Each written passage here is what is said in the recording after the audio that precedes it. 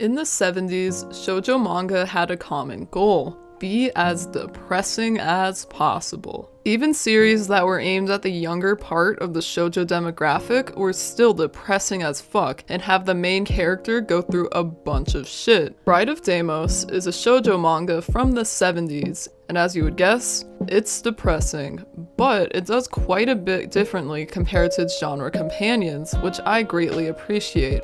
Bride of Deimos stars a 17-year-old girl named Minako Ifu. She has a dream one day where the devil, also known as Deimos, says that she is his bride and that at 1 o'clock on Friday, he will show her that he truly is the devil by showing her fear that only the devil could bring. Minako has art class at 1 o'clock and decides to go as if she never had the dream. Her art teacher is possessed by Deimos and Minako freaks out. Minako has a cousin named Ryo. His girlfriend Sachi gets tricked by Deimos and runs right into traffic, which kills her. Ryo is extremely distraught and hears Sachi's voice calling him. He follows it and ends up being absorbed into a painting, which was Sachi's fate as well. We find out that Minako is supposedly the reincarnation of Deimos' twin sister, Venus. Basically, Deimos and Venus were Roman gods, but because he wanted to shove his Twinkie in Venus's, Jupiter locked Venus in chains and sent her down to the depths of hell, and he made Deimos the devil. Deimos promised to Venus that when he found a body that looked just like hers, he would bring it down to hell and allow her to possess it, which would free Venus from her eternal prison. But Deimos' loyalty to Venus begins to waver as he grows fond of who's supposed to be Venus' new body, that being Minako. Deimos has to deal with the dilemma of who he is most loyal to and who he is truly in love with. That is essentially the premise, and at a first glance, it sounds somewhat stereotypical, but given my summary of the first chapter, I bet you figured out that Bride of Deimos isn't your typical shoujo manga, and you would be right. Bride of Deimos is an episodic horror manga, and it avoids nearly all of the tropes common in shoujo.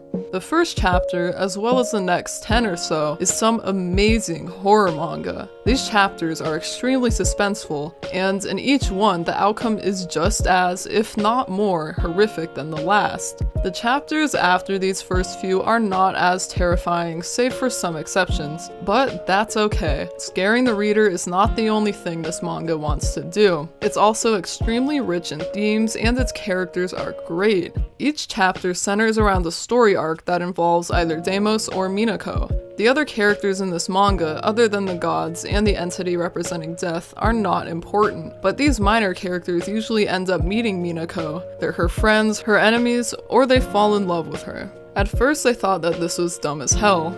Pun not intended. Yeah, I understood that Minako was a target of the devil, but it just seemed way too unrealistic for her to know all these people. That's probably why I stopped getting scared the further I progressed in this manga. These people didn't really seem important to Minako anymore, even though she claimed they were. Then I realized that Minako isn't supposed to just be a character, she's a symbol. Minako is supposed to symbolize desire. That's why people who become obsessed with her end up meeting a terrible fate. People often do terrible things to try to get to Minako. One man cheated on his longtime partner because he loved Minako so much. Minako has been nearly raped before. A little boy ended up killing his older brother and taking his place because of how much he loved Minako. And those are only some of the things that have happened due to people's obsessions with Minako. The key thing is that Minako never does anything wrong. She, and therefore desire itself, is never at fault. She represents the awful things that people will do in order to fulfill their selfish impulses. People rarely judge Minako for anything other than her looks. Everyone always falls in love with Minako at first sight. Even her friends always remark on her beauty. Sure, it's normal for friends to hype each other up, but it seems like that's all Minako's friends really know about her. Even though nobody else notices Minako's personality, I certainly did.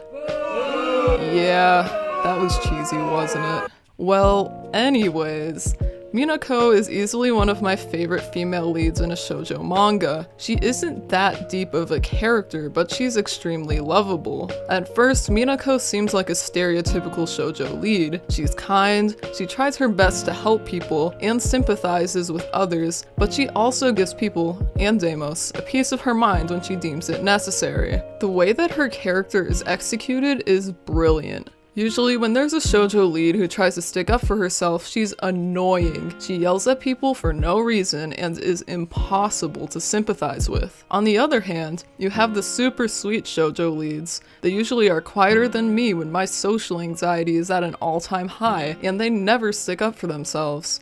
They usually need a boy or a best friend to save them. Minako isn't irritating like these characters. She sticks up for herself, but only when a normal person would deem it necessary. She hates Deimos, and she has valid reasons for hating him. This hate isn't just a disguise for hidden love, like what usually happens with shoujo protagonists. Minako downright despises Deimos and doesn't love him in the slightest. However, Minako isn't always standoffish towards Deimos. When he's dealing with a serious matter, she listens.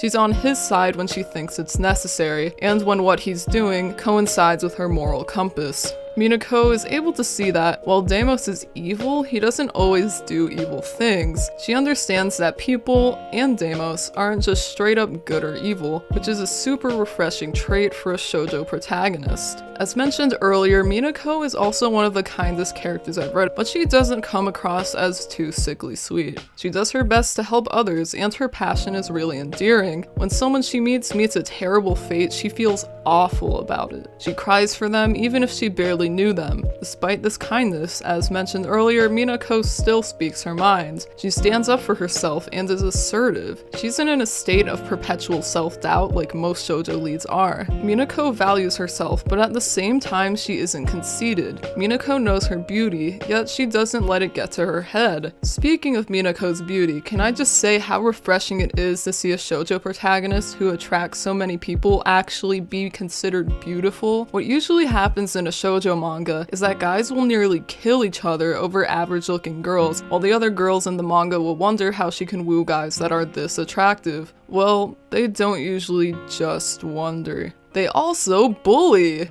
Hey, you gotta have conflict in your plot somehow. Minako is considered beautiful by the characters in the story, which makes things way more realistic. Yeah, guys everywhere falling head over heels for an average looking girl with a great personality is sweet, but if you're trying to write anything other than a fantasy, that'll just make your story look foolish. One thing to note is that Minako isn't severely bullied, which is greatly appreciated. I've had to suffer through so many goddamn bullying arcs that I just couldn't take another one anymore. Speaking of people being jealous, there's this one great arc about a girl being jealous of Minako and thus hating her, but Minako doesn't have any will towards this girl. In fact, Minako tries to befriend her. She's the only one who doesn't make fun of this girl for her looks, and it warms my cold dead heart. This story arc is also great for other reasons, but that would spoil one of my favorite arcs in the series. Let's just say that it expresses be careful what you wish for perfectly. Now it's time to take a look at the titular titties character of the manga, Deimos. At the beginning of the manga, Deimos doesn't have much depth. It seems that all he's about is messing with people in order to get to Minako. But eventually, we get to see different sides of him. There are certain arcs in this manga that don't involve Minako at all and focus chiefly on Deimos. These arcs let us get to know him a bit better. Deimos is selfish, but the manga never tries to justify it. The series never tries to make it seem like his actions are warranted because he's a tortured soul or some dumb shit like that. Yeah, he's gone through a lot, and while the manga doesn't discredit that, it still shows Deimos as a pretty messed up guy. There's one chapter that focuses on Deimos where he's just walking through the desert, and then he gets abducted by an evil queen. He tries to escape, and when one of the queen's servants begs Deimos to save her from the evil queen, he's just like, it doesn't affect me, so I don't really care, and continues on his merry way. Despite Deimos being evil, at times the manga considers what he does as necessary. There are some who have sinned, and Deimos needs to confront them. Are you a pathological liar? Well, you reap what you sow. Do you want to be young again? Well, be careful what you wish for. That theme in particular is extremely common throughout this manga, but it never feels repetitive. These characters who want to change are often sympathetic, but Deimos is there to remind us that there is no magic cure, and that if you try to take the easy way out, bad things will happen. Deimos is interesting because he's both sympathetic and revolting at the same time. Part of the sympathy we as readers feel for Deimos is due to his backstory. Deimos was forced to become a demon because Jupiter judged his and Venus's love for each other, and the love of his life was trapped in hell for eternity. It makes sense that he would become selfish and cruel.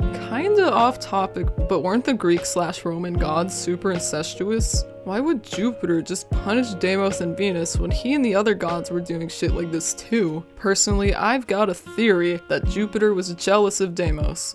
But anyways, Deimos' moral dilemma over if he loves Venus or Minako is really interesting. Venus has obviously gone crazy since being chained up in hell, but Deimos still loves her. It's evident that he loves Minako more, but Deimos feels bad about deserting Venus because he promised her thousands of years ago that he would help her. It's a moral quandary. Does Deimos choose the woman who is partially responsible for sending to hell and who he made a promise to? Or does he choose the girl who he actually loves more? Speaking of Deimos and Minako, one great thing about Bride of Deimos is that it never justifies Deimos trying to take Minako to hell against her will. Most modern shoujo manga would be like, oh, he's just a tortured soul. He needs Minako to make him whole again, or something dumb like that. But Deimos trying to take Minako to hell adds to the horror of the series while also making him somewhat sympathetic. The reader feels both bad for Deimos and also hates him. For a guy who does such revolting stuff, making him somewhat sympathetic is a great feat. Now that I've talked about the characters, it's time to take a look at the other aspects of this manga. The plot is a unique representation of beliefs. It showcases elements from Roman mythology and Christian and Buddhist religions. This is one of the main reasons why I love anime and manga so much. It does stuff that would be virtually unthinkable in Western entertainment, and this is one of them. Bride of Deimos also crafts so many interesting and heartfelt stories. Just writing this video made a bunch of great arcs from the manga come to my mind, and I would love to read them again. There's a story for everyone in here because of the wide range of issues the manga tackles. Now onto the art. It's very standard 70s shoujo, but it adds to the gothic feel of Bride of Deimos perfectly. Deimos' design is great and is both beautiful yet odd, which perfectly encapsulates his character. One complaint I do have though is that Deimos' toes look dumb. Deimos is supposed to look kinda intimidating, and then you look down and you're greeted with whatever the hell these are supposed to be. Personally, I think it'd be better if Deimos had regular toes with nasty and crusty toenails. Nothing scarier than that. Minako's design is generic for its time, but it represents her character pretty well. Ironically, I love Venus's design way more. She's absolutely gorgeous, but she's missing an eye. That rotting eye socket, sorry if anyone was eating while watching this, represents Venus's insanity. She's beautiful on the outside, but get to know her and you'll find out that she's actually ugly on the inside. Her eye is covered by her bang most of the time, and this represents how her insanity is hidden behind the mask of her beauty. Speaking of Venus, two of the manga's covers represent her perfectly. There's volume 2, which shows butterflies on a spider web with Venus underneath. The butterfly, which Venus takes the form of when she wants to enter the human world, covers her eye, and the green on the cover is just beautiful. As for volume 5's cover, the colors are gorgeous. I legit couldn't stop staring at it. The color scheme is beautiful, with Venus's pale skin and hair contrasting with the red in the background. The black feathers in the background are Deimos' symbol, and he often uses them to either symbolize when he meddles in affairs or to stop Minako from getting killed. They complement the red in the background perfectly and show how dominant of a force Deimos is in Venus's life. Also, the shading is great. In particular, you're gonna notice that right under Venus's bang there's like a dark spot, and that's the eye. It's just so nice how it's like subtle but also there at the same time. And that was over analyzing manga covers with AwesomeSoxz. Man, just imagine if I review Claymore. I'd spend like 15 minutes just talking about the covers. Hell, I'd marry those covers. But back on topic. Even though I have a lot of praise for it, there's still some issues I had with Bride of Deimos. It's extremely repetitive. I'm sure if you read it while it was being released weekly, you wouldn't have that much of an issue. But I read like a volume a day and I got kinda sick of the formula. Speaking of repetition, there are way too many incest plot lines. I get it. The only reason the conflict in this manga exists is because of incest, but come on, man. Every time I would run across another incest plotline, I would just groan. There are a lot of issues I wish that this manga covered, and I feel like if you just took out a few of these incest plotlines, you'd be able to cover them. Unfortunately, I can't comment on the ending, even with the spoiler warning, because there is none. The manga was never completely translated. The first 7 volumes were translated by Comics 1, but then they kinda just died. Also, fun fact about Comics 1, for some reason they published in English an incest hentai anthology, so that just kinda lets you know what fetishes the people working at Comics 1 had. Anyways, also Bride of Deimos was understandably not picked up because a manga from the 70s, as obscure as this one, is not gonna sell. Someone started translating the remaining chapters recently, which is awesome, but from what I've heard, Bride of Deimos doesn't have a concrete ending. The manga apparently ends with Deimos still not knowing whether to choose Venus or Minako. And you know the crazy thing? Bride of Deimos is more than 100 chapters long. Even with all those chapters, nothing progressed, which is just annoying. Apparently there's a sequel, but from what I've heard, it just isn't the same. And that was Bride of Deimos. It's a great gothic horror manga, but it's hampered by how it uses its length to create filler instead of confronting the main plot of the manga. It's also a bit weakened by its repetitive nature and the loss of fear the reader feels as we begin to realize that none of the characters except for Deimos or Minako really matter. Now we've made it to the end of the video. Thank you so much for watching and making it all the way to the end. If you liked the video, consider subscribing, and if you have a request for a manga for me to review, feel free to leave it down below. I can't guarantee I'll get around to it, but I'd like to see what you guys are interested in hearing me talk about. Again, thank you for watching, and see you around in another video.